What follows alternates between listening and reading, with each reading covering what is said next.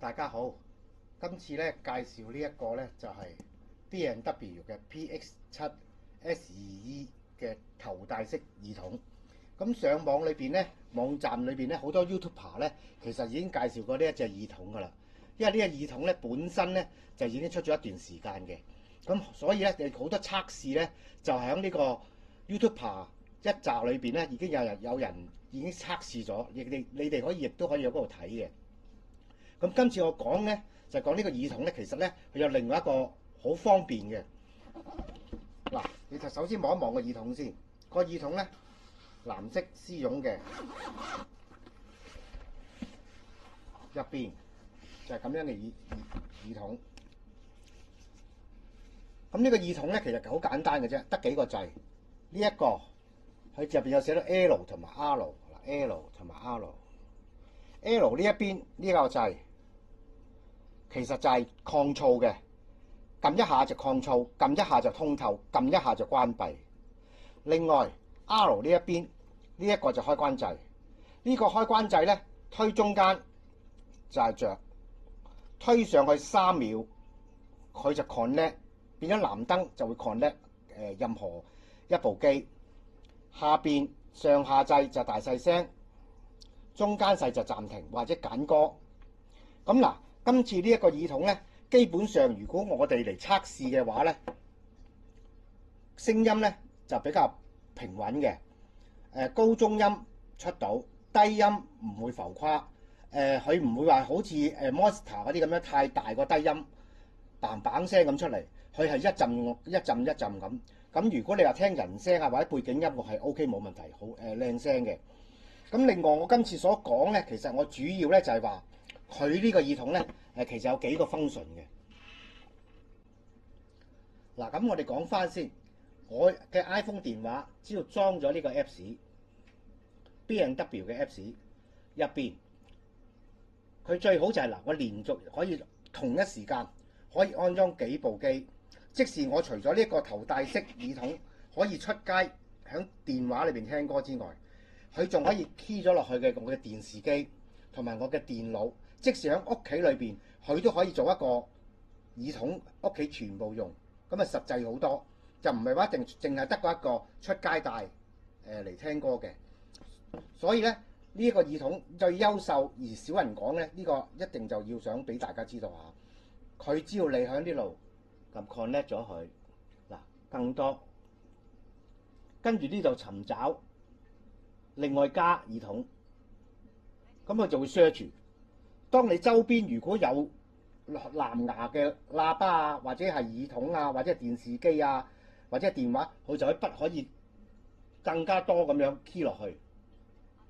嗱，好似而家咁樣，喺我屋企裏邊已經可以開到電視啊、電腦啊同埋電話。咁變咗實際上咧，我哋係多用途一啲啦。嗱，譬如我電話個 Apps 開咗，咁我本身咧就報住呢個 iPhone 嘅，只要我對個電視機嗰個咧選擇 Select 咁樣撳一撳佢，佢個電視機就會出現咗，接收咗呢一個信息㗎啦。咁佢就會喺嗰個電話裏邊咧跳咗去藍牙耳機嗰度，嗱，佢就會出現咗。咁變咗我哋喺屋企用咧就方便咯，即係多一啲用途可以用埋屋企嘅家庭電器、電視機啊、電腦啊咁樣咯。嗱，咁佢電視機跳咗之後，我哋可以聽一聽到嘅。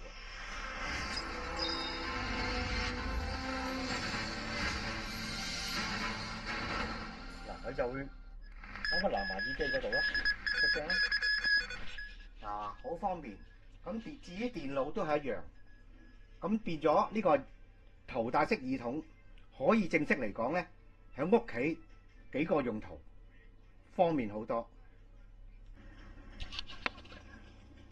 好啦，我哋將個電腦開咗個藍牙，選擇咗你耳筒 PX7 S2E。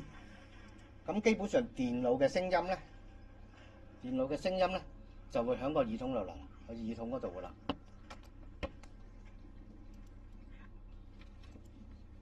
嗱，呢個耳筒可以聽到。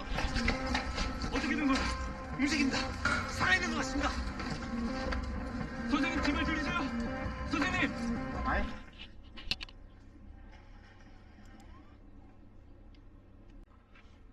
所以咧，今次咧，其實咧，我同大家分享呢個 PX7 咧 S2E 咧呢個耳筒咧，除咗我哋可以帶出街聽之外，屋企裏邊都可以多用途咁解咯。呢個就可以少啲人講咯。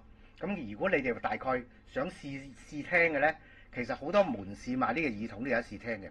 我呢個耳筒咧就係 AV Live 買嘅，佢有得俾我試聽，試聽完我覺得 OK 咁咪買咯。所以咧，你哋想試可以去就近賣耳筒嘅地方有得試嘅，或者你可以去其他嘅 YouTube 嗰度睇呢個耳筒，好多有詳細介紹分析呢一個耳筒嘅聲音啊嘅效能啊咁樣。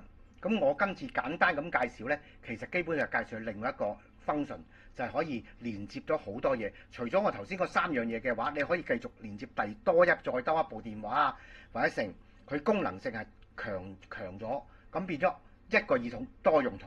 我主要係介紹呢一個。咁啊，今次講咁多就係介紹呢個耳筒，大家可以去其他嗰啲 YouTube 聽下人哋介紹呢個耳筒嗰個聲音啊、嗰個 function 啊各方面。